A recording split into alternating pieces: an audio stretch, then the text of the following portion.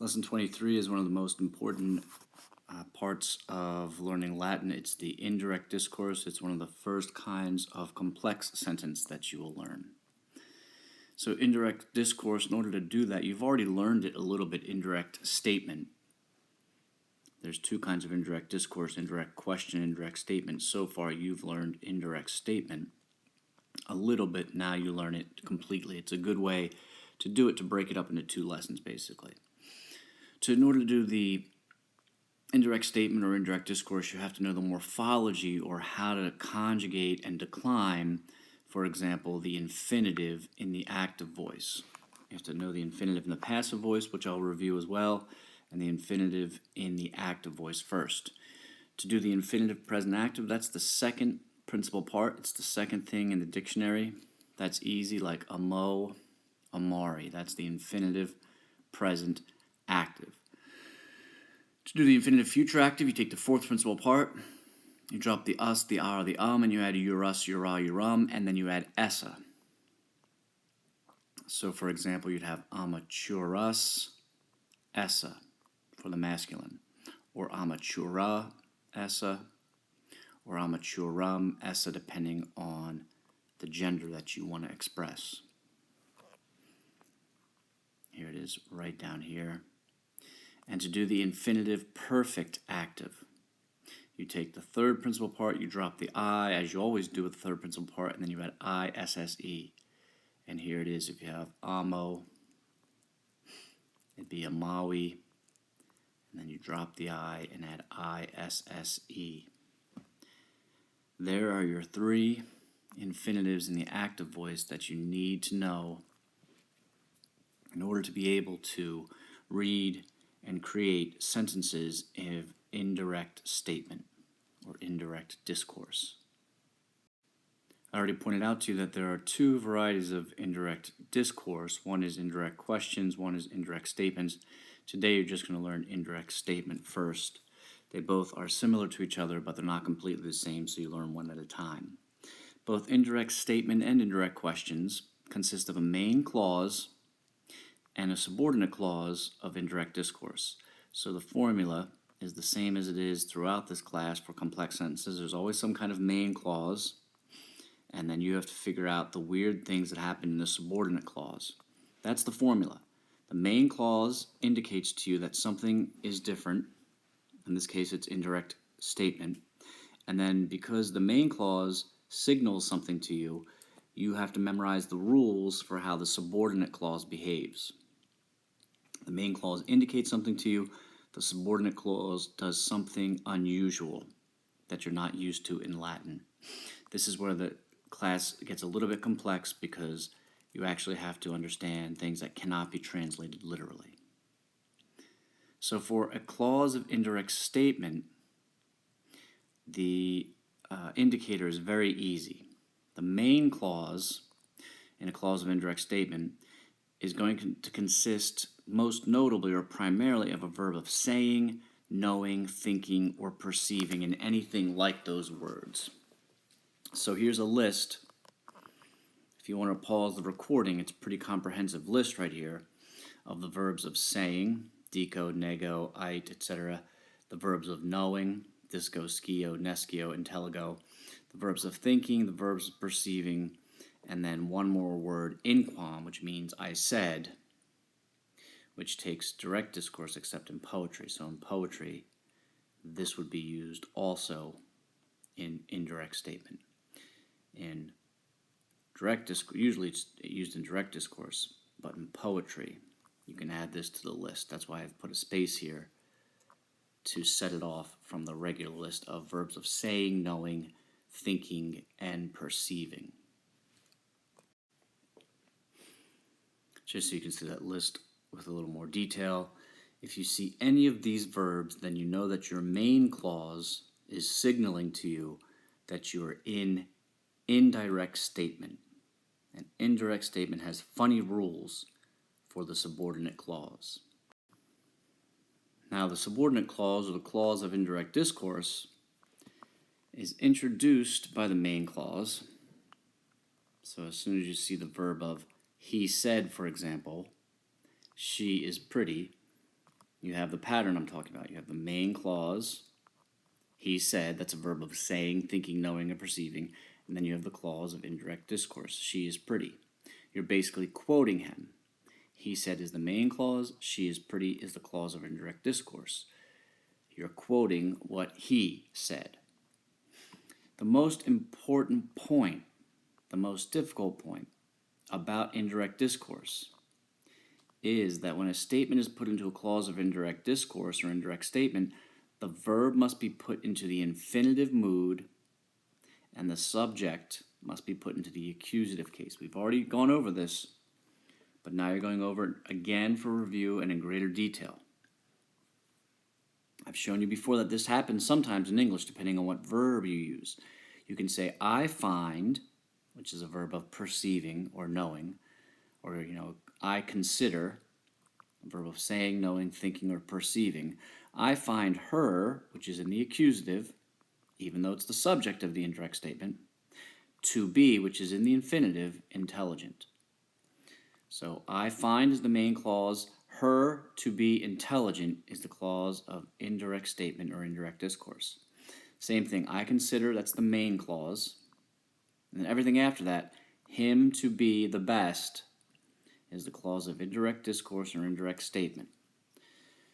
One or the other term is fine. You'll note that him is in the accusative and to be is in the infinitive. That's not the normal way you do it in English. Normally in English you would say something like, I say she is intelligent.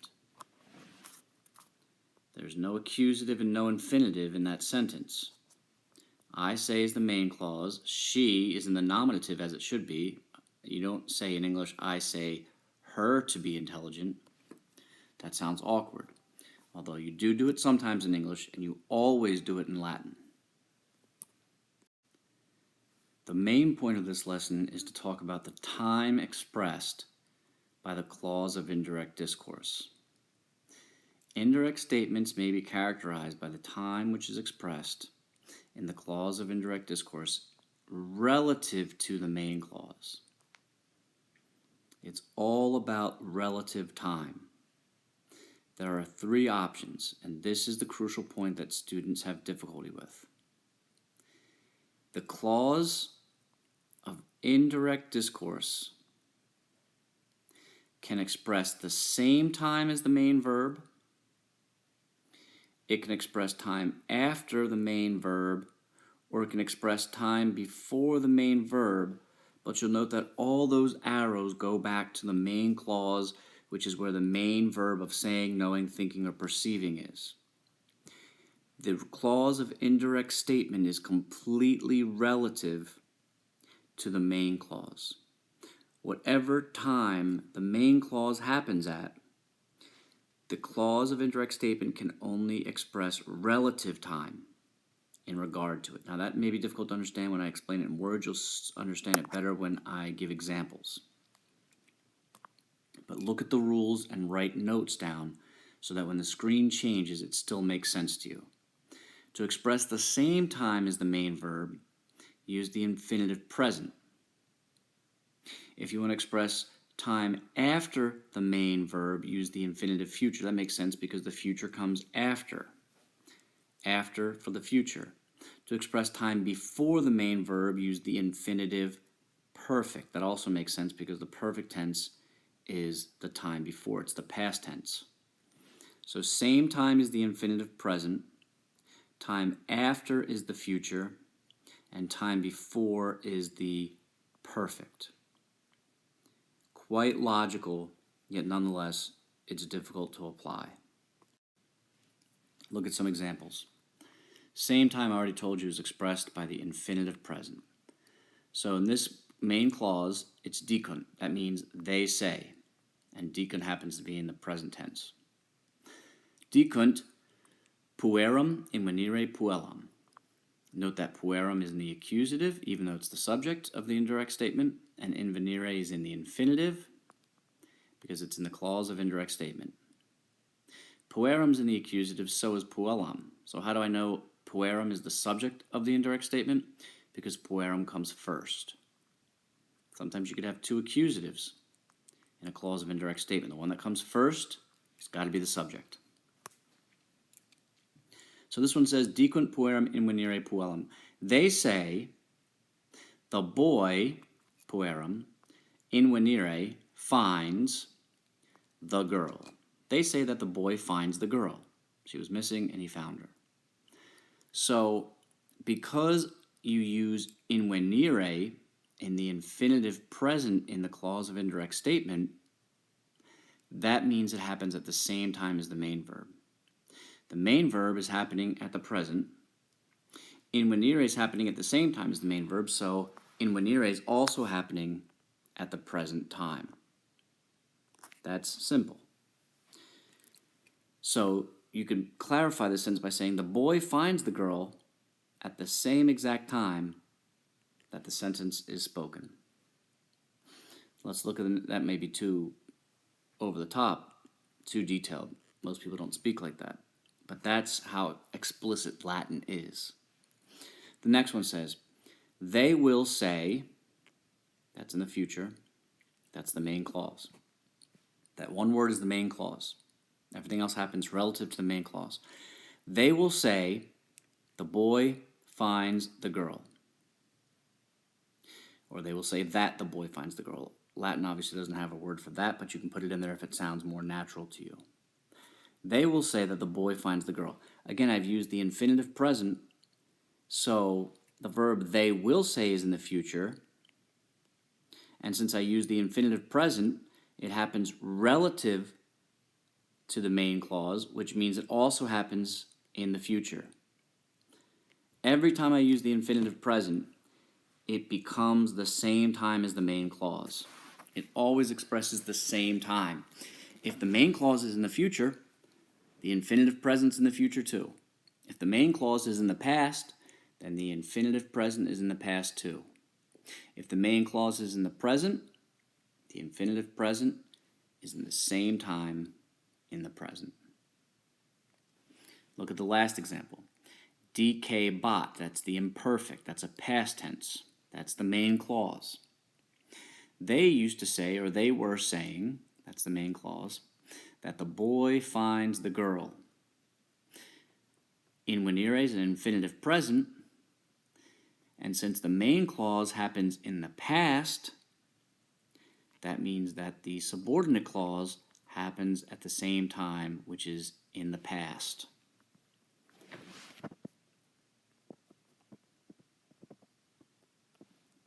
No matter when the main clause happens, the infinitive present expresses the same exact time. So look, all of these sentences use the infinitive present, so they all take place at the same time as their main verb. If the main verb's in the future, so is the infinitive present. If the main verb is in the past, the infinitive present expresses the past. If the main verb is in the present, then the infinitive present is also in the present. The infinitive present can be whatever time the main clause is. I know I'm calling it the infinitive present, but it takes the time of the main clause. That's what I meant by, once you have a main clause that signals something, what happens in the subordinate clause, or in this case the clause of indirect discourse, is wacky. It's not what you would expect. The present all of a sudden isn't necessarily the present. So look at these examples. Dixerunt, that's the past tense. They said, the boy finds the girl. They said in the past tense that the boy finds the girl in the past. In other words, they said yesterday that the boy finds the girl yesterday. Because invenire is the present infinitive, it happens at the same time as the main verb. If the main verb happens in the past, then invenire also morphs into the past. They said yesterday that the boy finds the girl yesterday. Once you understand that pattern, everything else should be simple. If you want to express time after the main verb, use the infinitive future. Not the infinitive present, the infinitive future. But don't get confused. The future isn't going to be the future necessarily anymore. Look at the first example. They say, there's your main clause, all by itself. That main clause could have more words in it, but I'm using a simple example, so I'm just using one word. They say. They say in the present, or they say right now, that the boy, here's your infinitive future, they say the boy is about to find the girl. Or they say that the boy will find the girl. So the main clause happens in the present, but the infinitive future happens after, the time after the main verb. Not like the infinitive present, that happens at the same time. The infinitive future happens after the main clause. So they say right now that the boy will find the girl later or after. Look at the next one. They will say, there's your main clause, decant, that the boy is going to find the girl. Here's again is the infinitive future. It's a two-part word, in venturum and esse. They will say that the boy will find the girl. So they will say tomorrow, let's say, that the boy will find the girl. After tomorrow. The infinitive future has to be even further in the future than the word decant, which is already in the future. So they will say in the year 2016 that they will find the girl in 2017. You see, the main verb is in 2016. The future verb, even further in the future, has to happen in 2017. Or I should update these dates to put them far in the future. They will say in the year 2025 that the boy will find the girl in the year 2075. You see, the main clause happens in the future, but the subordinate clause happens even further in the future because it's expressing the time after, because it's the infinitive future. Now look at this one. Decabant. That's the past tense. They were saying, back on Monday, that the boy will find the girl. They were saying that the boy will find the girl. So if the main clause happens in the past, like let's say it happened on Monday, then the infinitive future expresses sometime after Monday.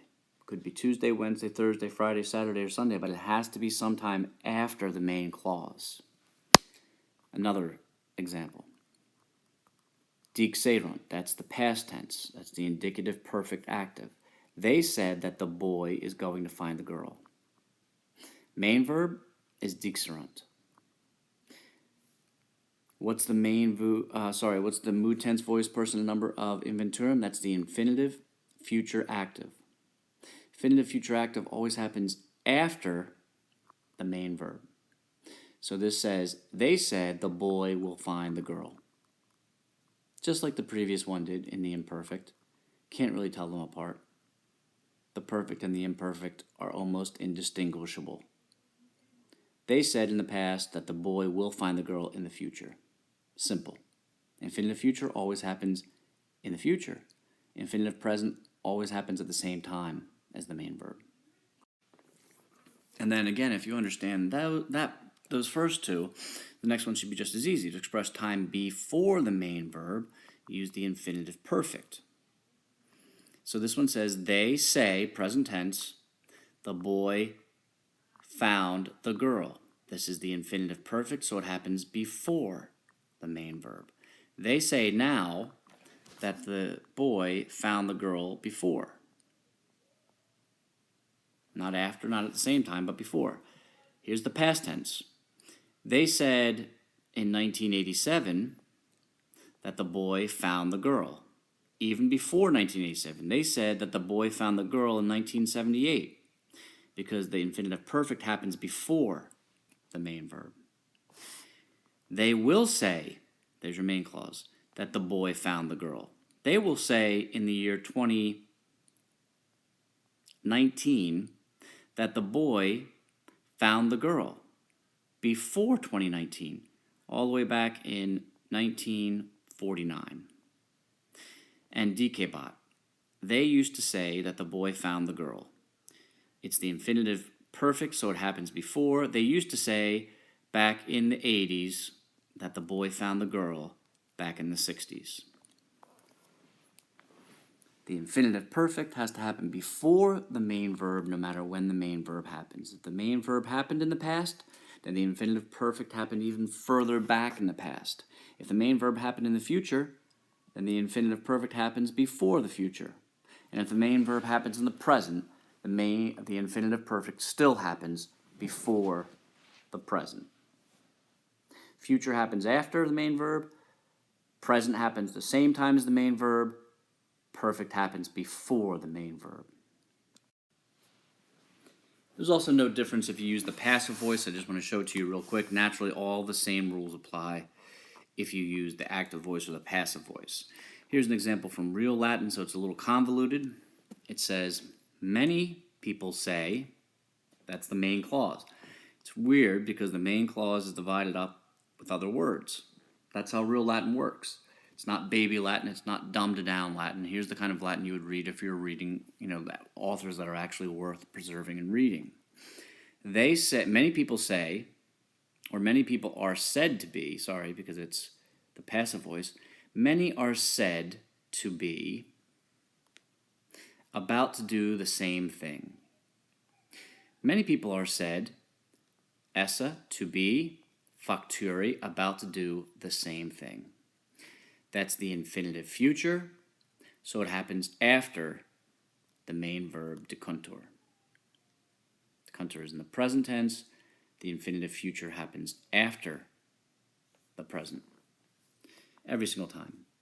Here again are some examples. They're not complicated if you've understood the pattern so far. They say that the girl is to be found by the boy. Since this is the infinitive present passive, it happens at the same time as the main verb. No matter what time the main verb is, the infinitive present, active or passive, happens at the same time. This is the future, and so the infinitive present is also in the future. Same time. This one is the past, and so the infinitive present also happens in the past. The first one is in the present, so the infinitive present also happens at the same time. It's a no-brainer.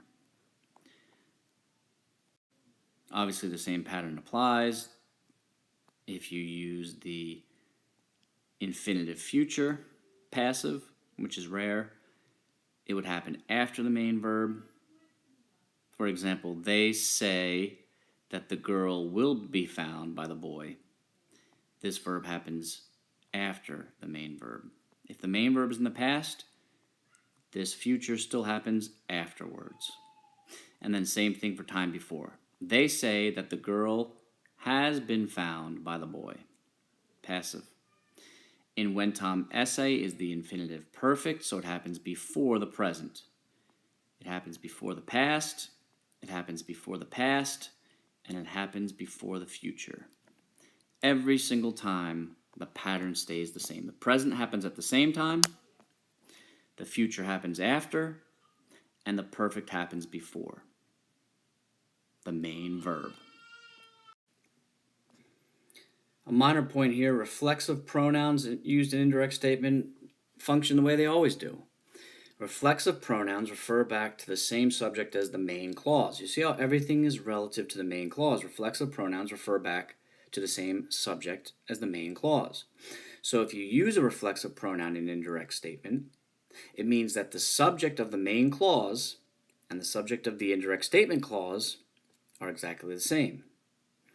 So for example, illa dicit, there's your main clause, that girl, or that woman, that girl said, there's your main clause, say, which is your reflexive pronoun, that girl said she, meaning that girl, it's the same as the main clause, that girl said that she herself was present yesterday, adesse hodie.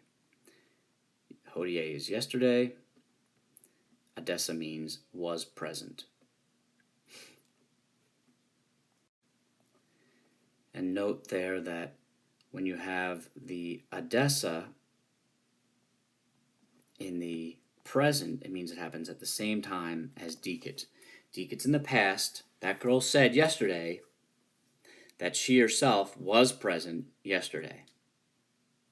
Present happens at the same time as the main clause. The main clause is in the past, so the infinitive present also happens in the past. Look at the second example. Illa dikit, there's your main clause.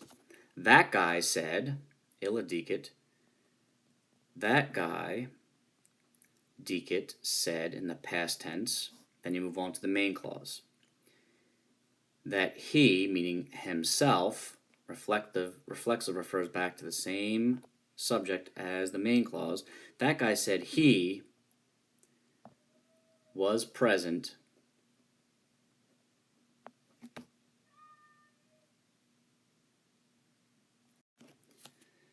Now, really, I could say to make it a little bit more clear, that guy said he had been present. That would be even more effective because ad fuissa is an past tense, and the main clause is also in the past tense, so I have to go further back into the past. Let me erase this and make that more clear. So illa is that guy. Dikit is said in the past tense, indicative perfect active. Then you move on to the subordinate clause. That guy said, he, meaning himself, not somebody else. That guy said he himself had been present yesterday.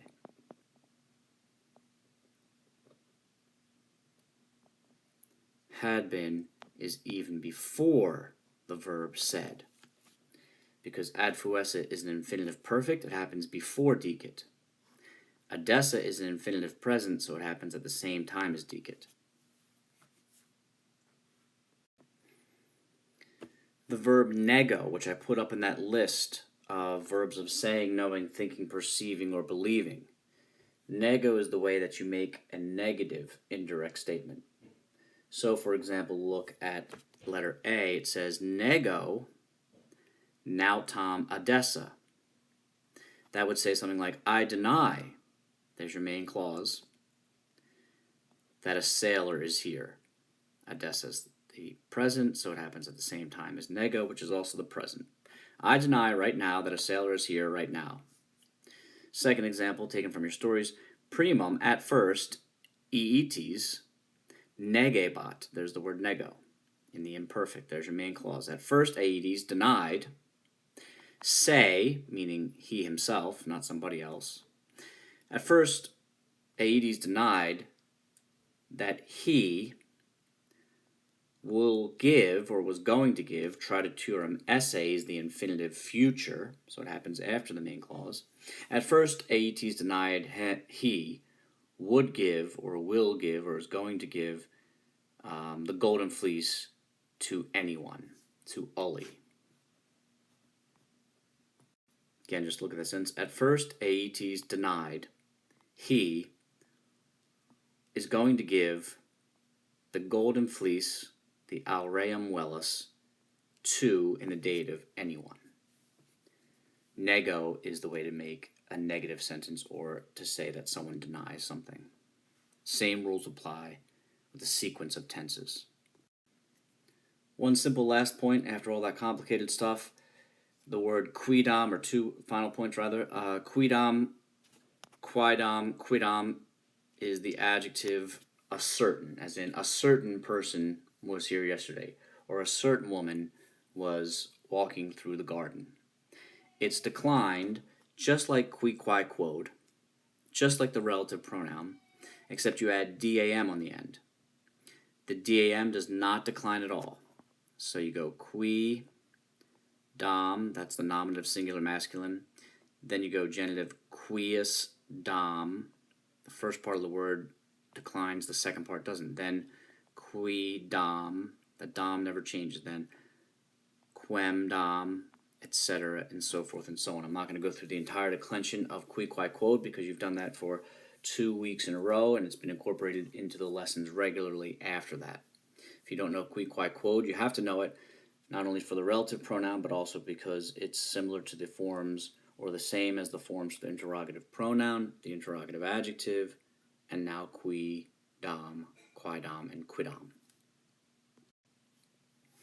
And then the final point, the book neglects some of these forms, so make sure you write all of these down because you'll see them. Unus nauta is a mnemonic device to remember these so-called special adjectives. Special adjectives are kind of funny, and they don't decline the way that they should. Their principal parts make them look like a 2-1-2 adjective, masculine, feminine, neuter, look more or less like bonas, bona, bonam. There's the word unus, which means one, nullus, nolla, nollam, which means none, allus, alla, allam means any, sola, sola, solam means only. Note that it spells out acrostically unus, U-N-U-S, and then this spells out nauta, sailor. Okay, neuter, neutera, neuterum means neither. Alter, altera, alterum looks basically like a bonas, bona, bonam, or a 2-1-2 adjective. Even if it ends in er, that's a form of the second declension, like puer, 2-1-2. Uter, utera, utrum, totus, tota, totum, and alias, alia, aliud. I'm sorry, uter just means the other. Didn't put in the English there, definition there. At any rate, these words right here are declined with an ius in the genitive singular, even though everywhere else they're declined as bonas, bona, bonam, just like a regular 2-1-2 adjective. In the genitive singular, they inexplicably have an ius of all genders, and they have an I in all cases of the dative singular. So their dative singular and their genitive singular, and all genders all genders is different than the regular 2-1-2 adjective. They have an ius and an I, where they should just have the regular 2-1-2 adjective endings.